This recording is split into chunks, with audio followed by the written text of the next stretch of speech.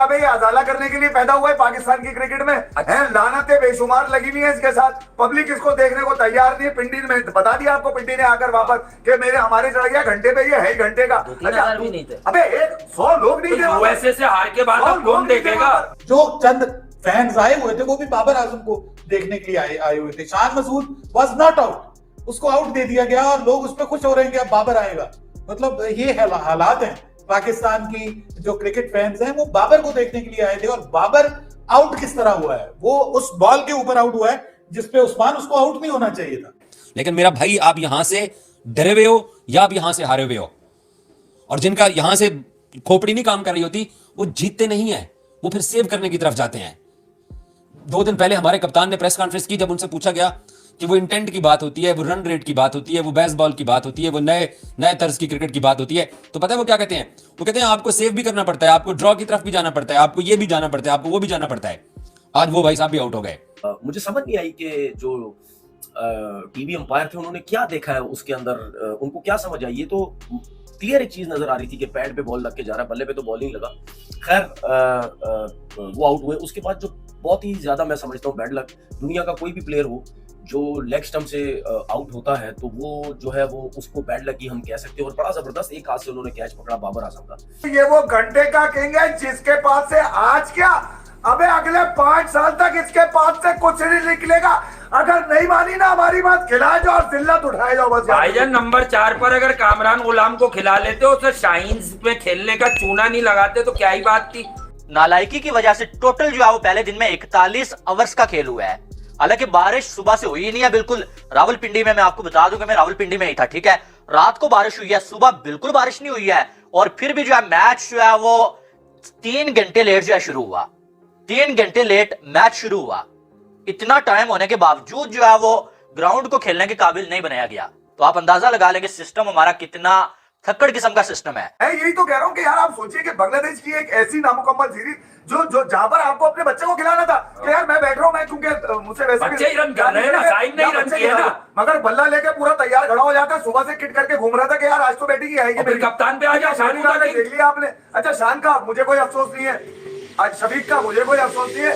अबे गुस्सा इस बात का है कि तू आया, एक बॉल खेली, अगली बॉल पे डिफेंसिव, यानी कि 8 दिन से सिर्फ इसी की तस्वीरें खिंच रही थी, सिर्फ इसी की नेट की बॉलिंग दिखाई जा रही थी कि नेट पे इसी को बॉलिंग कराई जा रही है। और फिर कहा जा रहा था घंटे का ब्यूटीफुल, वो जो आखिरी में तुम्हारा छब्बेराती खेल रहा है ना, उसने किया छब्बेरात नहीं घंटा खेलना, वो शाकिब के रन निकाला, शाकिब ने उसको दिए, लेग स्टंप पे रख रखे, मारे जा झाड़ू, मारे जा झाड़ू। जुगाड़ है भाई शाकिब का, तो हमने बताया कि बांग्लादेश को चुभ रहा है। तो आपने देख लिया कि लानतों में हम अगर शुमार करते हैं तो गलत नहीं करते। ये वो घंटे का किंग है जिसके पास से आज क्या, अबे अगले 5 साल तक इसके पास से कुछ नहीं निकलेगा। अगर नहीं मानी ना हमारी बात, खिलाए जाओ और जिल्लत उठाए जाओ बस। भाईजान नंबर 4 पर अगर कामरान गुलाम को खिला लेते, उसे शाहीन्स में खेलने का चूना नहीं लगाते तो क्या ही बात थी। कितना कमाल होता है, ये नहीं समझा आप लोग? अगर कामरान गुलाम को नंबर 4 पर आप खिला लेते, शर्म आनी चाहिए यार।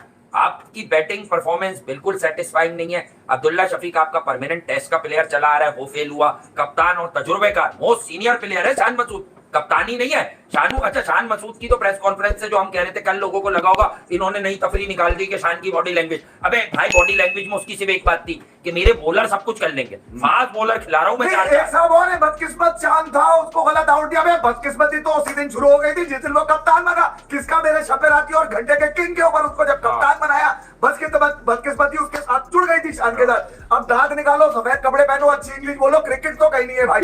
तो शुरू की 2-4 बॉलों में देख के मैंने अंदाजा लगा दिया दोनों के 125 रन हटा दो, सऊद शकील और साइम अय्यूब का तुमने रन क्या बनाए? कराची के रन हटा दो, ये बताओ।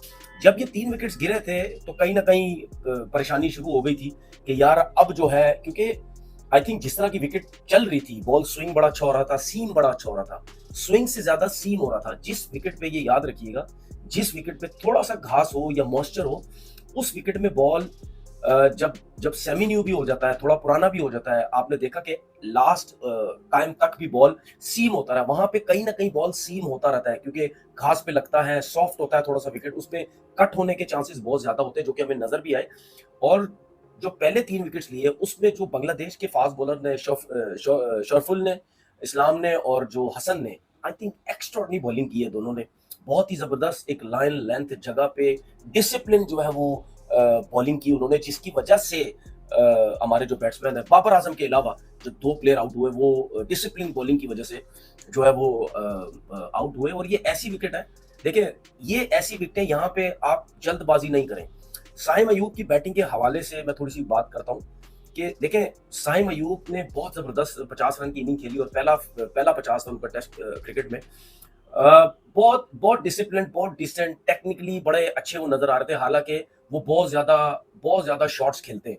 आई थिंक मुझे ऐसा लगता है कि उन्होंने थोड़ा सा काम किया अपने ऊपर कि ये टेस्ट क्रिकेट है, टेस्ट क्रिकेट में आप शॉट्स खेलें लेकिन सोच समझ के खेलें। ये व्हाइट बॉल क्रिकेट नहीं है कि आपने हर बॉल पे जाना ही जाना है, क्योंकि रन्स बनाने ओवर कम होते हैं।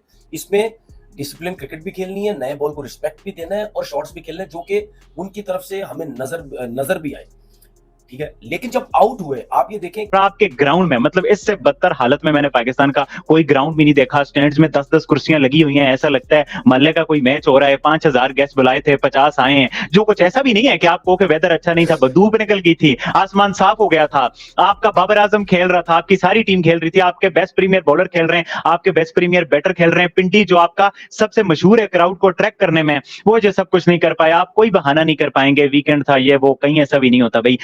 मतलब बिल्कुल ही जिसको आप कहते हैं कि शेमफुल वे में आप इस तरह से, आप इतने बड़े बल्लेबाज हैं, दुनिया में आपका नाम बनाया हुआ है। मुझे लगता है बाबर आजम खुद कम कहते हैं, बाबर आजम के फैंस ने ज्यादा छोड़ी हुई हैं उसके हवाले से। बाबर आजम से तो जब भी बात होती है वो कहते हैं जी मेरा किसी के साथ कंपैरिजन ना करें, मुझे किसी से आगे नहीं जाना, पीछे नहीं जाना, मैं अपनी क्रिकेट खेलता हूँ। लेकिन फैंस आपको पता है कि वो किंग और फलाना और ये और वो कर करके उसके ऊपर अब प्रेशर है। हालांकि कप्तानी का प्रेशर नहीं है, सिर्फ मेरे ख्याल में एक्सपेक्टेशंस का प्रेशर है। एक्सपेक्टेशंस में नाकाम हुआ है पाकिस्तान क्रिकेट बोर्ड बुरी तरह, ये बिल्कुल दुरुस्त कहा आपने। मैं मैच पे बाद में आऊंगा।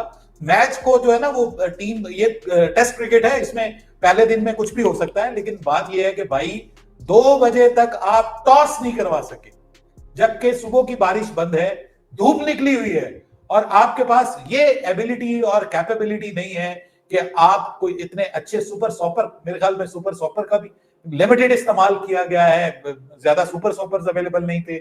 मतलब ये जो आप काम कर रहे हैं, इससे आप दुनिया के सामने एक मजाक बन रहे हैं, दुनिया की नजरों में मजाक बन रहे हैं। आप चैंपियंस ट्रॉफी करवाना चाहते हैं, आप वर्ल्ड टेस्ट चैंपियनशिप के फाइनल में पहुंचना चाहते हैं, लेकिन जो टेस्ट क्रिकेट के लिए आप फैसिलिटीज दे रहे हैं, जिस तरह से वो चेयर्स, यहाँ चेयर्स तो यार वो शादी वाली चेयर्स लगी होती हैं, सोफे लगे होते हैं शादी वाले, वो जो अपने तो यहाँ पे प्रॉपर जो है सिर्फ सीढ़ियां हैं। मतलब इतने अरसे से यार, बचपन से, मेरे बचपन से मैं यहाँ पे क्रिकेट होते हुए रावलपिंडी क्रिकेट स्टेडियम में देख रहा हूँ, लेकिन आपने तब से नहीं बनाया और अब जाके आप कह रहे हैं कि आपके ग्राउंड जो है वो इंटरनेशनल स्टैंडर्ड के नहीं। तो ये तो देखिए मिसमैनेजमेंट है पाकिस्तान क्रिकेट। तो दोस्तों, पाकिस्तान और बांग्लादेश का टेस्ट मैच चल रहा है, फर्स्ट टेस्ट मैच है और इस टेस्ट मैच में पाकिस्तान ने 448 रन का स्कोर किया है। अभी फिलहाल बांग्लादेश की बैटिंग चल रही है और भाई इस मैच के अंदर बाबर आजम 0 रन पर आउट हो गए और पाकिस्तान के केवल 2 ही बैट्समैन जो है वो चले हैं, एक तरह से आप कह सकते हैं। उसमें सऊद शकील ने 141 का स्कोर किया है और मोहम्मद रिजवान जो है नॉट आउट रहे 171 का स्कोर किया है। बाकी कुछ खास चले नहीं। इसमें सायम अयूब ने जो है 56 का स्कोर किया था और बाकी सब 2 रन बनाकर, कोई 6 रन बनाकर, कोई 20 रन बनाकर आउट हो गए। मेन था इसमें बाबर आजम, क्योंकि भाई बाबर आजम के बहुत सारे फ़ैन आए हुए थे स्टेडियम के अंदर और बाबर आजम भाई आते ही 2 बॉल खेले और 0 रन के ऊपर आउट होकर चले गए, तो बहुत ही बड़ी डिसअपॉइंटमेंट थी। और बाबर आजम जो है, बांग्लादेश जैसी टीम जिसको वो कि बांग्लादेश को छोटा ही समझते हैं, पाकिस्तान तो भाई नंबर 1 टीम है और बांग्लादेश की टीम के सामने भाई बाबर आजम 0 रन बनाकर आउट हो गए, तो काफ़ी ये फजीहत हुई है बाबर आजम की। और लगातार जो परफॉर्मेंस बाबर आजम की ख़राब ही चलती आ रही है। जितने भी पहले टेस्ट सीरीज़ हुई है श्रीलंका के साथ, आयरलैंड के साथ, न्यूजीलैंड के साथ, सब में बाबर आजम फ्लॉप भी रहे हैं। तो भाई सोशल मीडिया के ऊपर काफ़ी बवाल मचा हुआ पाकिस्तान के अंदर और ख़ासकर जो बाबर आजम के फैंस हैं काफ़ी डिसअपॉइंट हुए हैं इसकी परफॉर्मेंस को लेकर और कुछ सुधार नज़र आ नहीं रहा। बाकी भाई पाकिस्तान ने जो है 448 का जो स्कोर किया है, अभी बांग्लादेश की जो इनिंग है वो स्टार्ट हो चुकी है और देखना ये है कि बांग्लादेश इसमें कितना क्या कुछ स्कोर कर पाता है। स्कोर ठीक ठाक है, 448 का अच्छा स्कोर है और बांग्लादेश चेज़ कर पाता है नहीं कर पाता है, ये देखना है।